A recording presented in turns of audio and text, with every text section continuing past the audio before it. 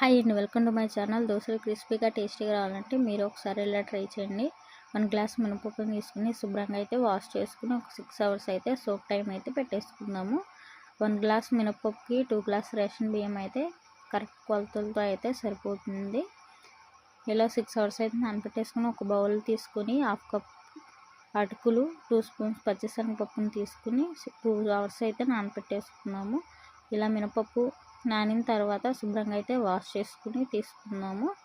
అలాగే అటుకులు కూడా నానిపోయిన తర్వాత శుభ్రంగా అయితే వాష్ చేసుకున్నాము. మిక్సీ జార్ తీసుకుని నానపెట్టుకున్న ఇంగ్రీడియంట్స్ అన్నీ వేసేసుకుని ఎంత వీలైతే అంత మెత్తగా అయితే మిక్సీ పట్టేసుకుని ఒక ఓవర్నైట్ అయితే పులియ పెట్టుకున్నాము. చక్కగా ఇలా పులిసిన తర్వాత 1/2 కప్ బొంబాయి రవ్వ, చిటికెడు వంట సోడాని వేసుకుని మొత్తాన్ని అయితే ఈ మిశ్రమం మొత్తం అయితే కలిసేలాగా అయితే మిక్స్ చేసేసుకోవాలి.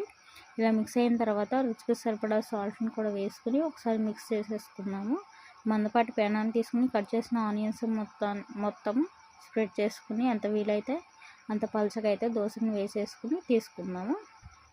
అలాగే ఇంకో దోశ వేసుకోవడానికి ఆనియన్ అప్లై చేసుకుని దోశ అయితే పలచగా అయితే వేసుకున్నాము. ఇలా వేసుకున్న తర్వాత కొంచెం ఆయిల్ని కూడా వేసేసుకుని